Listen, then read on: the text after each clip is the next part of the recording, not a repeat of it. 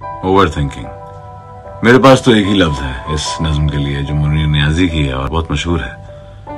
हमेशा देर कर देता हूं मैं हर काम करने में। जरूरी बात कहनी हो, कोई वादा निभाना हो, उसे आवाज देनी हो, उसे वापस बुलाना हो, हमेशा देर कर देता हूं मैं। मदद करनी हो उसकी, यार की ढारस बंधाना हो, बहुत देरीना रस्तों पर किसी से मिलने जाना हो, हमेशा देर कर देता हूं मैं।